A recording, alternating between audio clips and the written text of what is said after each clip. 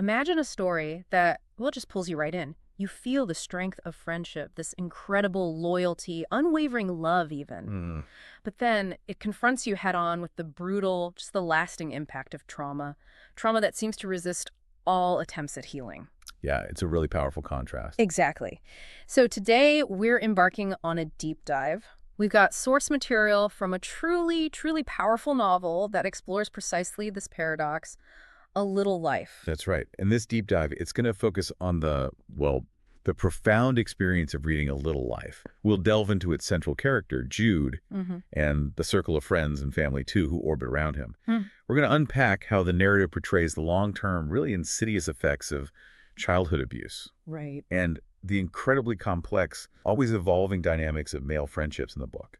And ultimately, what the story reveals about the sort of fundamental limits of resilience, of healing, Even with all that love. even in the face of immense, truly devoted love. Yeah. So our mission today really is to extract the most important nuggets of knowledge, the key insights from this really rich material. Wow. You'll gain, hopefully, a nuanced understanding of its core themes, the sheer depth of its characters, and the provocative, sometimes really unsettling questions it raises about suffering, love, and, well, what it truly means, or maybe doesn't mean, to get better. Exactly. It challenges that whole notion.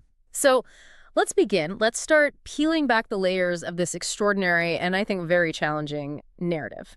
Okay, so the novel opens and it immediately immerses us in these foundational bonds, the ones forged when they were young. Right, the college years. Exactly. Yeah. For Jude and his closest friends, Willem, Malcolm, and JB, it starts with this almost accidental intimacy. Think about, the crucible of being college roommates. Oh, yeah. Cramped quarters. Totally. The source material paints such a vivid picture, the shared, incredibly cramped cinder block common room, 2 sets of bunk beds. And it was so narrow that Jude and Malcolm from their bottom bunks apparently could reach out and grab each other's hands. Wow. That close. That close. And it's not just a detail, is it? It feels like a potent symbol of that intense, almost unavoidable closeness that defined their relationships right from the very beginning. And what's really fascinating, I think, is how naturally these initial bonds, which were almost forced by proximity, right? Right. How they just evolve and extend into their early adulthood. They become the bedrock of their lives, really. Yeah, they stick together. They do. We see Willem and Jude still living together after college. And it's JB who's always kind of the connector, the practical one. He takes the initiative, finds their first apartment in Chinatown, Right. and that shared space, it's more than just rent, isn't it? It's like this co-created environment. It's a tangible sign of their interdependence, Yeah. the reliance they develop on each other. Absolutely. And that reliance, it sets the stage for everything that follows, doesn't it? These incredibly complex, often difficult, but also profoundly loyal relationships, they basically become each other's chosen family. Yeah, in a way that really transcends typical friendship, I think. And even back then, in those early days, the novel gives us these really sharp glimpses into their distinct personalities, the dynamics starting to form. Take Willem. He's presented as, well, seemingly oblivious, this heartthrob figure always attracting attention from women. Right, the source mentions Annika flirting with him. Exactly. And JB, who's always watching, the witty artist, he notes it with this kind of knowing irritation, like he's seen it all before. And if we dig into that a bit, Jude's take on Willem's apparent obliviousness is really telling, isn't it? It gives us such a crucial early insight into Willem. What does Jude think? Jude suggests that Willem was actually deliberately not reacting to all the women so the other men around him wouldn't feel threatened by him. Huh. So not oblivious at all. Not at all. It's this profound observation, really, that highlights Willem's innate, deep empathy.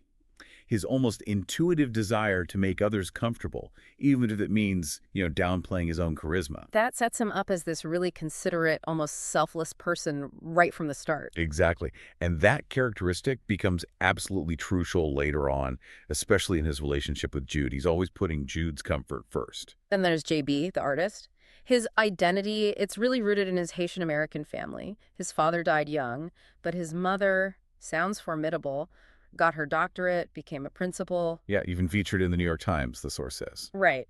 But JB apparently often pretended otherwise to his friends, sort of masked his pride in her achievements. Interesting. And he's driven by this intense ambition, always looking for the real, serious artist in his studio, wants to be part of that dedicated craft. But there's also that longing, isn't there, for that shared, almost collegiate environment, like he misses the dorm camaraderie. Yeah, he admits that's partly why he chose his studio, for that sense of shared purpose. And that family life he has, those secret visits back home where apparently everyone just adores him, praises every sketch he makes. It stands in such stark contrast to the backgrounds of his friends, doesn't it? Yeah. So especially Jude's completely absent one. Definitely. And this dynamic, it reinforces what the source material calls his particular needs for reverence, for affirmation. That becomes a core part of his drive, both artistic and personal. And Malcolm, he's navigating his own tricky family stuff. Right. His father clearly favors his sister, Flora, and even Jude, apparently. Yeah. Which makes Malcolm feel overlooked. Yeah, leading to his internal struggles with identity. He calls himself post-black at one point. Which hints at him grappling with his heritage, his place. Yeah. And all these different struggles, these varied family dynamics, they add such complex layers to their friendship, don't they? They find connection within the group, partly because their origins are so different. Absolutely. It's their chosen family against that backdrop. But Jude, what's so striking about Jude, even after a decade of friendship, is how much of an enigma he still is. Utterly. His past is just shrouded in this deep mystery. The source says the friends, after almost 10 years, still weren't certain when or if there had ever been parents at all, only that the situation was miserable and not to be spoken of. That phrase, not to be spoken of, is so heavy. It's not just that they don't know. It's a deliberate silence. A silence they respect, which underscores how severe whatever he's hiding must be.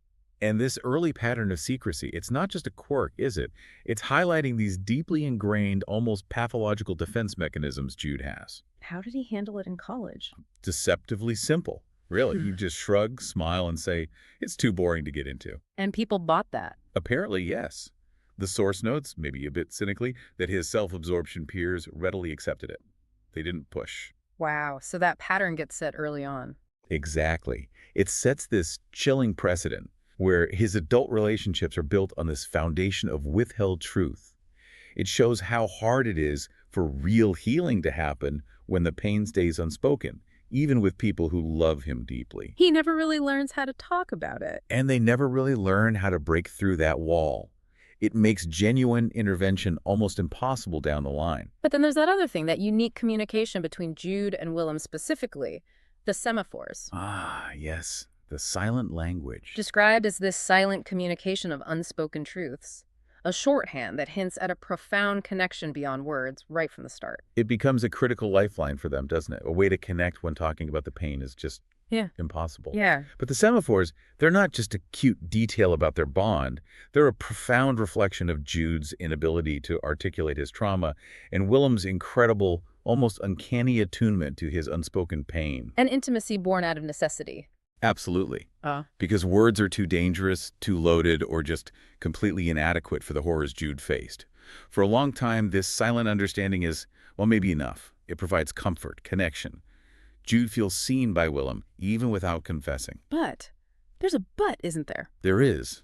And this is crucial. That very same silent understanding, while being a lifeline, ultimately becomes a barrier, too. How so? The thing that binds them, this unspoken language, it prevents the actual verbal processing, the sharing of the trauma that Jude desperately needs for any kind of real, lasting healing. It speaks to the tragic limits of even the deepest intuition when you're facing these profound, ingrained psychological wounds. It shows how love, essential as it is, can't always provide the specific tools needed for healing. Okay, so given that deep-seated secrecy, let's really try to peel back the layers now and confront the unspeakable origins of Jude's suffering. The novel takes us on this absolutely harrowing journey through his childhood. It starts with the monastery and this figure, Brother Luke. And on the surface, Luke seems like a teacher. He teaches Jude math, reading, music, gardening.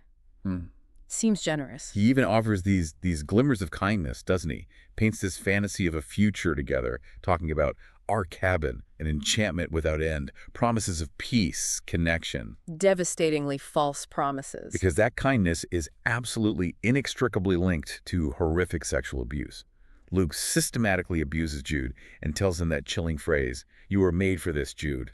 God. And that single phrase, it's like psychological poison. It just seeps into Jude's core, instilling this profound, inescapable self-loathing, this tragic belief that he's inherently depraved, that his suffering is not only deserved, but like predestined. And then Luke commits suicide. Yes, which adds another layer of agonizing complexity. It leaves Jude with this unresolved, deeply complicated legacy.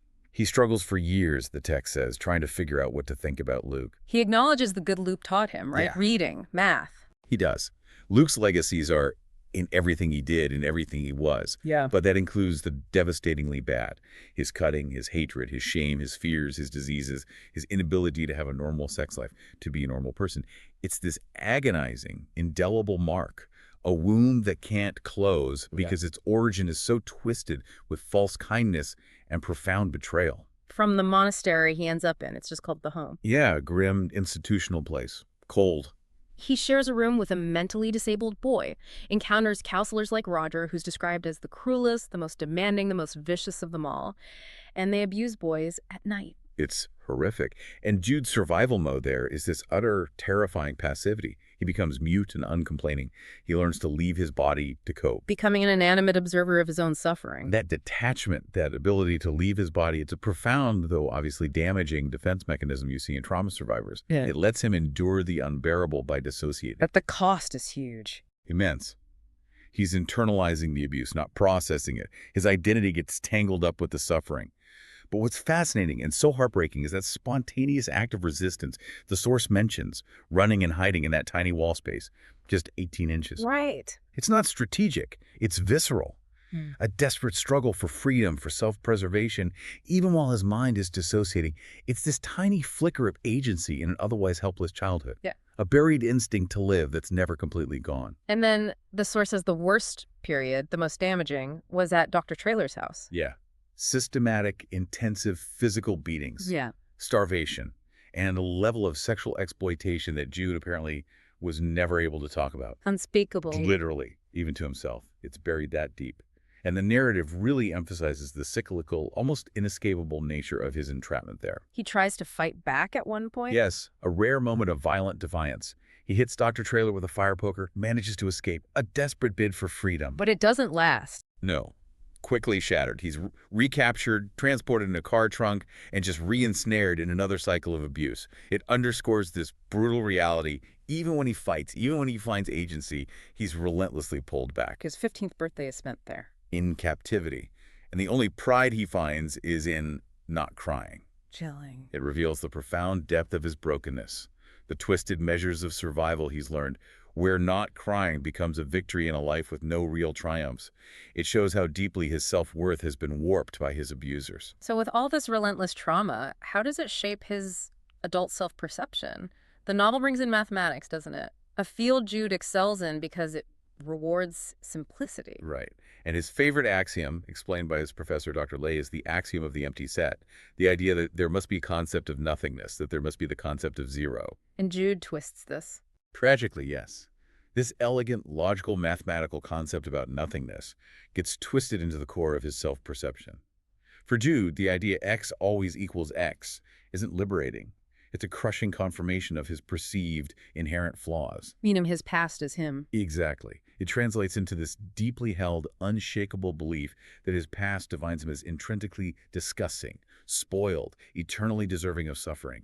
He feels naked, more exposed without his defenses. That deep, corrosive shame permeates everything. It's not just a feeling, it's like an intellectual conviction for him. It is a self-imposed axiom. He truly believes he was born for this abuse, that he was born and left and found and used as he had been intended to be used. Horrifying. And this powerful internalized narrative, this self-inflicted proof of his own worthlessness, it becomes an almost impenetrable barrier. It stops him from seeing himself as worthy of love, of a different future, even of basic human goodness.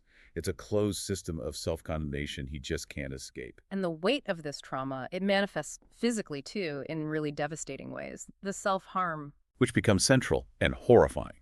And it's presented as incredibly complex, not just self-punishment. Right. The source calls it a cleansing. A desperate act of cleansing. A violent attempt to drain everything toxic and spoiled. A way to manage overwhelming anger. And maybe most disturbingly, a way to reclaim ownership of his body. To feel that his life was truly his and no one else's. It's deeply ingrained. He says he can't not do it. Highlighting its addictive, compulsive nature. And the physical toll is just profound, relentlessly shown. His damaged, ugly hand, the limp needing crutches, then the wheelchair. Constant throbbing pain in his legs and feet. The descriptions of the scars are brutal. Warty furrow. Like he shoved pencils just beneath the skin. His body becomes this living testament to the abuse, a map of his past he carries every day. It's not abstract suffering. It's physically embodied pain, intertwined with emotional torment. A seemingly unbreakable cycle of agony. And even his subconscious isn't safe. The nightmares. Terrifying nightmares, linked to his past, sometimes triggered by antibiotics, reliving the abuse. And dreaming of Harold, his adoptive father, dreaming of him as Dr. Trailer. Oh, God. It just highlights the pervasive, inescapable nature of the trauma. Even sleep is invaded. His past isn't just memory. It's an active, tormenting presence, shaping his entire reality, waking and sleeping. And dreaming of Harold like that. It blurs the lines between love and terror. Exactly. It shows how profoundly the trauma has warped his capacity for trust, projecting a specter of abuse onto even the kindest figures. And it underscores the immense, unseen burden on those around him, too. His trauma isn't something he can just hide away. Okay, so despite this profound, almost insurmountable trauma defining Jude's life, he is paradoxically surrounded by this incredible, fiercely devoted circle of supporters. Yeah, the contrast is stark. And Willem in particular emerges as this unwavering anchor for Jude. His loyalty, his almost intuitive, caring nature, it's absolutely central. That early promise he made not to tell anyone about Jude's cutting. And he never did. He upholds that with absolute fidelity, never betrays that trust. And he just instinctively provides comfort, practical care cleaning, making the bed, anticipating needs, seemingly without resentment. His devotion is almost heartbreakingly intense, isn't it? Bordering on self-destructive sometimes. Absolutely. When he desperately tries to understand Jude's pain, even cutting himself to see what it feels like. Which isn't healthy, obviously, but it shows the immense depth of his empathy, his desperate, futile desire to literally feel Jude's pain, to connect on that visceral level, but also highlights the overwhelming emotional burden on Willem. Especially as the relationship deepens, becomes romantic. Right. The source reveals Willem feels the demands of the position terrified him. He recognizes with chilling clarity that he had asked for responsibility without understanding completely how much damage he could do. He knows Jude will get worse. Almost prophetically. Yeah. And later, we see him preparing their London apartment for Jude's anticipated future needs. It's heartbreaking, his commitment, but also his stark, almost resigned acceptance of Jude's decline. And even with this huge love, Jude struggles so much with intimacy, especially Willem's public affection. Yeah, he feels embarrassed for him, sees them as a mismatched, distorted a couple, believes he might make Willem sick or ugly just by being associated with him. That's the axiom of equality again, isn't it? Playing out right there. Absolutely. He believes he's inherently damaged, diseased, unworthy of Willem's love, unworthy of any public display. It's tragic self-sabotage, pushing away the very thing he needs. And Willem's reassurance is, I will never let you go. Constantly tested by Jude's deep shame. It shows how incredibly hard it is to penetrate that internal barrier, even with the most unconditional love. Love given, but never fully received or believed by Jude. Then there's Harold and Julia. They become his adoptive parents, stepping into that role that was missing for so long. A really moving part of the story. Harold's father admired Jude early on. They grow fond of him, and then make that heartfelt, presumptuous offer of adoption, making him their legal son and heir. It's an act of profound, radical love. But, consistent with everything else, Jude has immense difficulty accepting it. He thinks, who really would ever want this? Genuinely feels he's just a piece of junk, undeserving. His self-perception actively pushes away support. Like when he avoids telling Harold about buying his apartment because he doesn't want Harold to offer money. It's not rejecting them, is it? It's rejecting his own worthiness. Exactly. Stemming from that deep belief he's flawed and deserves nothing good. And Harold's own experience with his biological son, Jacob's illness, that provides a really crucial parallel, doesn't it? Deeply poignant. It gives Harold this painful understanding of trying to keep someone alive who doesn't want to be. He reflects on how hard it is to keep alive someone who doesn't want to stay alive. Such resigned wisdom there. He even admits his own cowardice about tolerating Jude's self-harm, not telling Julia sooner. That felt really raw. It's almost like a meta-commentary within the novel itself, right? Offering a lens on the central theme. Harold's insight underscores how hard it is to intervene in that deep internal pain. It gives a devastating perspective on the limits of love. He asks that agonizing question. Is it his job to give Jude permission to leave? It makes his own feelings of failure so poignant. He carries the dual burden of Jacob and Jude, both teaching him the limits of his ability to save. It forces us, the listeners, to confront that uncomfortable truth. Love, however powerful, can't always cure. And finally, Andy, Jude's doctor. Long-term doctor. Crucial source of physical healing, patching Jude up constantly, but also, understandably, frustrated. Famously telling him, you fucking ruined your arms, you know that, right? Yeah. And Andy's key insight, as both doctor and confidant, is that Jude's craziness is all man-made, not chemical. That's a critical distinction. It is. It roots Jude's suffering in his lived experience, his psychological wounds, not just biology. And that understanding prompts Andy to keep urging Willem, make Jude talk. Understand why he is the way he is. Andy's role becomes almost pragmatic, logging the cuts as data. A chilling detail, yeah. Yeah. Highlighting the medical world's struggle with chronic self-harm that defies easy treatment. And then his decision to retire. Delivered so casually. Which forces Jude to confront his own mortality immediately. He calculates, as long as I die in the next 19 years. It shows Jude's profound dependency on Andy, his terror of being left truly alone with his pain. Okay, let's shift focus now to JB, the artist. His life, his art, they're so deeply intertwined with his friends, especially Jude.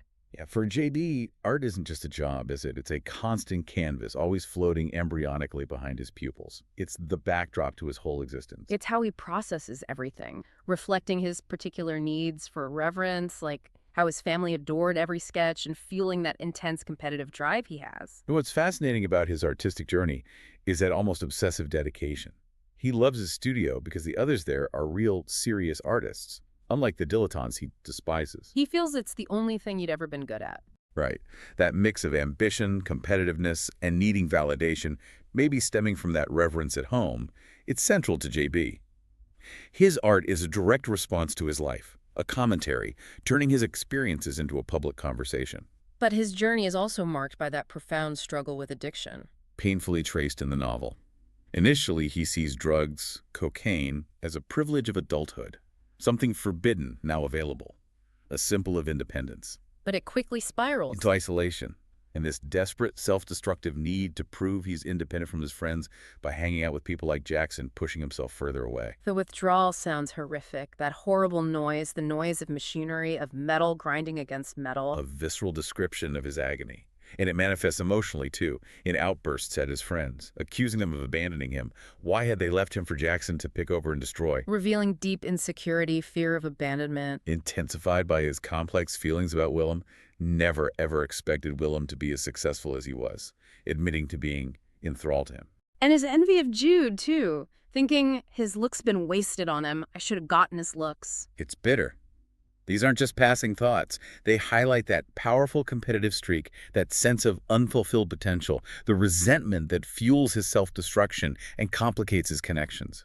And his artistic journey, his personal reckoning, it all culminates in that huge exhibition. The title is brutally honest. Everyone I've ever known, everyone I've ever loved, everyone I've ever hated, everyone I've ever fucked. It's a public reckoning, isn't it?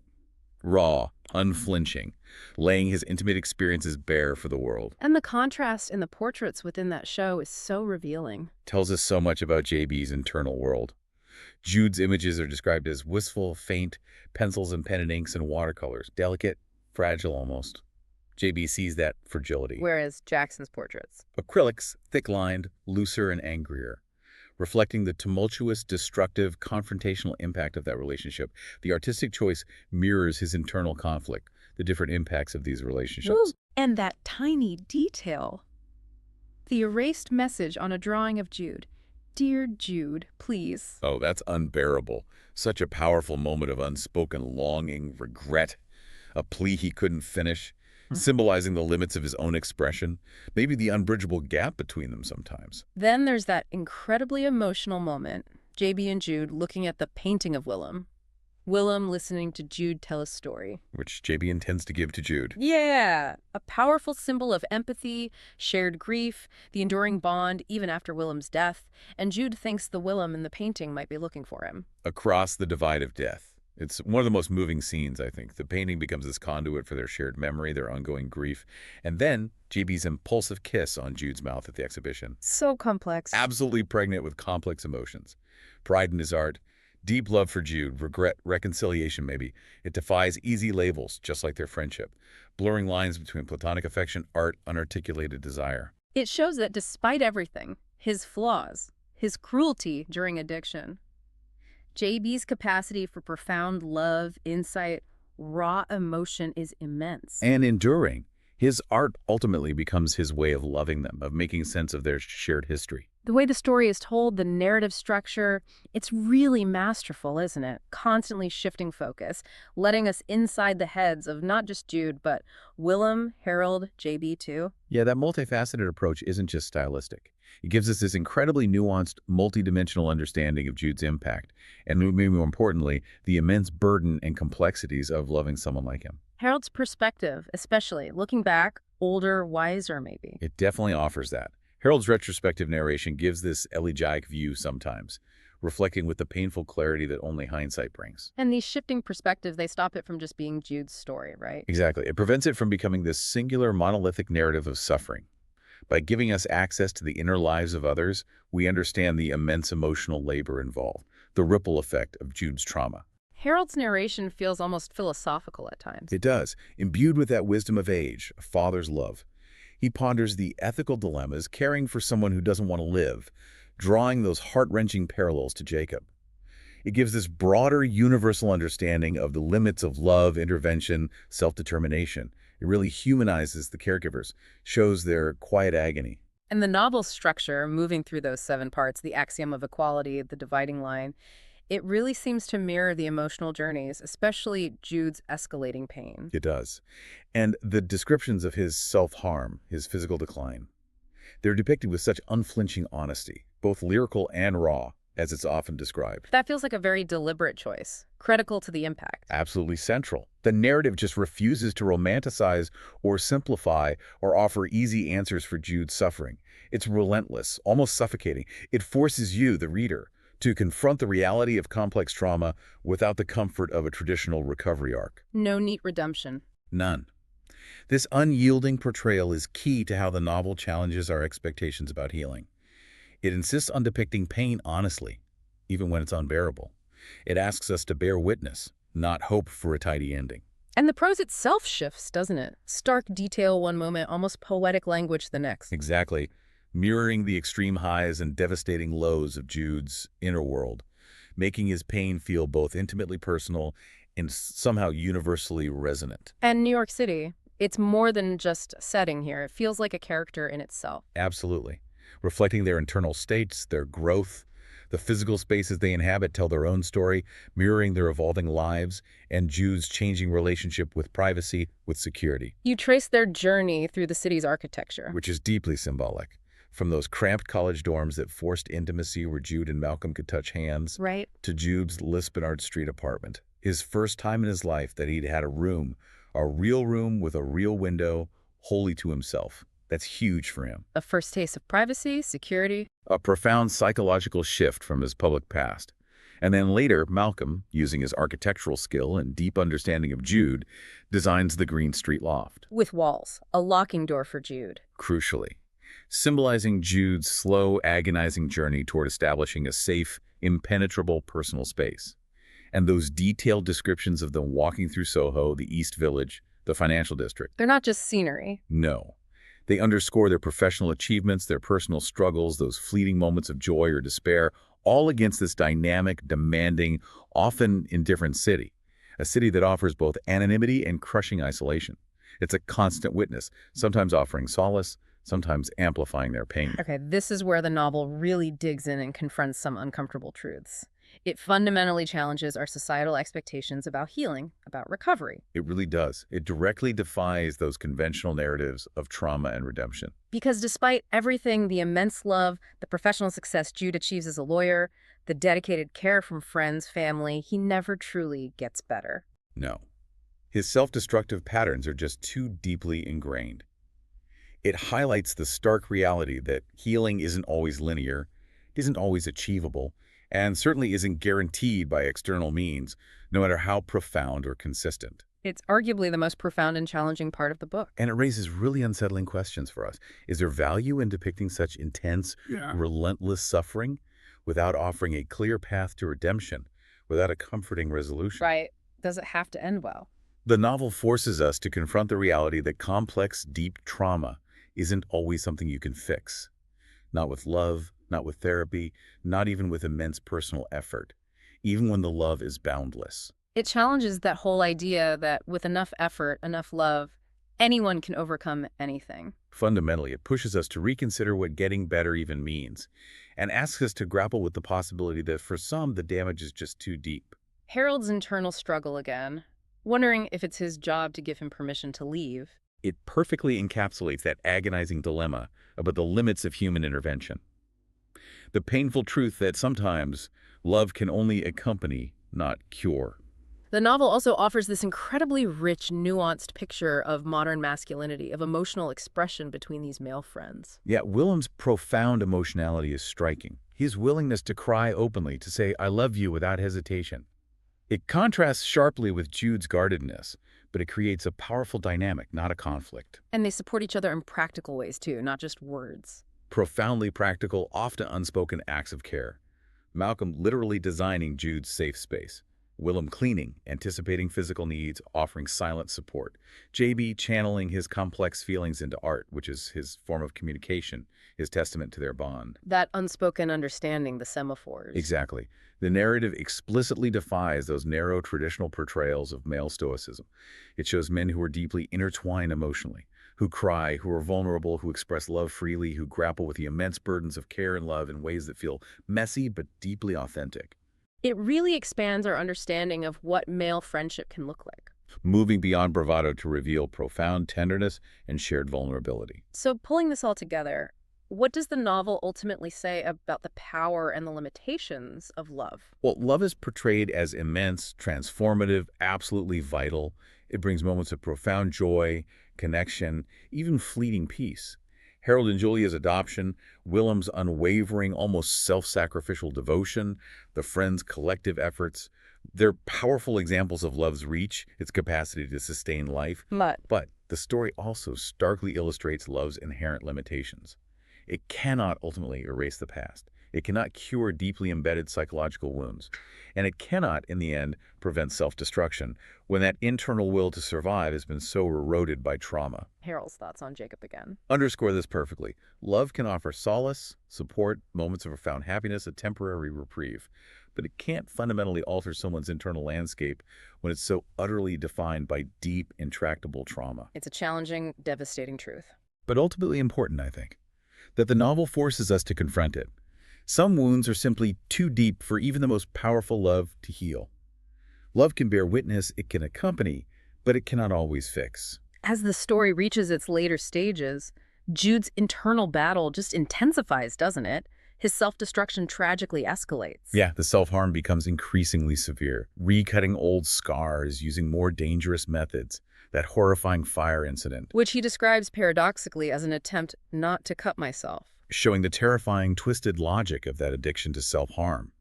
And his physical health declines dramatically, relentlessly, in parallel. Severe bone infections, fevers, weight loss. Yeah. Needing constant invasive medical interventions. Hyperbaric chambers, wound vacuums, repeated debriding surgeries. And even though he becomes more obedient to Andy's instructions, trying to consume high-calorie drinks, he keeps losing weight. His body's just giving up under the immense strain of his internal suffering, mirroring his spirit's slow surrender. It's a desperate, failing attempt to cling to life. Then comes that devastating car accident. Willem, Malcolm, Sophie, all gone. A cruel, almost unthinkable twist. Especially heartbreaking because Jude always assumed he would be the one to die first. He felt inherently fragile, He experiences this profound survivor's incomprehension, can't grasp a world without Willem. The details of Willem's death are particularly brutal for Jude. Etched in his mind. He identifies Willem's body not by his face, which was destroyed, but by intimate details, a birthmark, a mole, testament to their deep physical intimacy, his desperate need for a tangible connection. And Malcolm on the ventilator for days? Before his organs are donated. Another quiet tragedy unfolding. And Jude learns all this in a dazed, almost numb state in the hospital. It just deepens his trauma immeasurably, compounding old wounds with unimaginable new grief. And in his grief, he tries to keep Willem alive by emailing him every day. A heartbreaking, futile ritual, desperately trying to recreate him, to hold his face and voice in his head, clinging to a past that just can't exist anymore, defying the finality of loss. So, overwhelmed by his past, now compounded by losing Willem, he makes that final, deliberate decision. Methodical, to end his life. Seeing it, tragically, as being his own savior. Believing, with that chilling rationality, that no law said he had to keep on living. And his preparations are so detailed. Heartbreakingly poignant. A final, terrifying assertion of control over a life that was so controlled and brutalized by others. Organizing work projects, writing memos, lining up letters, the will. Even arranging for a plumber to visit. Knowing that would trigger his friends to find him. This precise, almost caring finality. It's a profound, unsettling act of agency. Even in his last moments, trying to bring order and consideration to the chaos. A devastating paradox. Self-destruction imbued with a twisted form of self-possession. Even consideration for those left behind. And the aftermath. Forced hospitalization, no choices, feeding tube, constant monitoring. Even then, his last struggle, trying to talk to Dr. Lohman, he still can't fully articulate his story, highlighting the enduring power of that internal prison, the silence that always defined him. His friend's grief afterwards. Palpable. Shocked, but not shocked, surprised only that we were so surprised, devastated and beaten and mostly helpless. It speaks to how intimately they knew his suffering, the precariousness of his life, even if the end was still a shock. Andy blaming himself. His raw confession, thinking it started going wrong after he told Jude he was leaving his practice. It just highlights that complex web of responsibility, care, and the lingering self-inflicted questions everyone carries. Could I have done more? Jude's life and death leave these indelible marks. A haunting, profound legacy of what couldn't be healed, despite all the love, the dedication, the tireless efforts. A testament to the unyielding nature of some wounds and the enduring power of profound loss on the survivors. Hashtag, outro. So we've journeyed deep into a story that, well, it profoundly challenges our understanding of recovery, doesn't it? It showcases how truly profound trauma can persist, dominate a life, despite this overwhelming abundance of love, support, even remarkable success. We've seen characters who gave absolutely everything, often sacrificing their own well-being, confronting that uncomfortable, devastating truth that some wounds might just never fully heal, that some lives are simply too fractured. And the novel, it starkly asks us to confront this deeply unsettling question. If even the deepest, most dedicated love, the most compassionate care, if it cannot ultimately mend a fractured soul, cannot erase those scars, then what is the ultimate meaning of human connection? Right. Does the value lie simply in the persistent, unwavering act of loving, even when you know it's insufficient to actually bring about healing? Or does it challenge our very definitions of what getting better truly means? Force us to consider that better might not always be possible. It leaves us to ponder, doesn't it? Is the truest form of empathy sometimes just acknowledging the impossibility of fixing, and instead simply being present, unwavering, accompanying someone right into the face of that insurmountable suffering? It's a difficult, haunting question, one that definitely resonates long after you finish the book. Something to think about.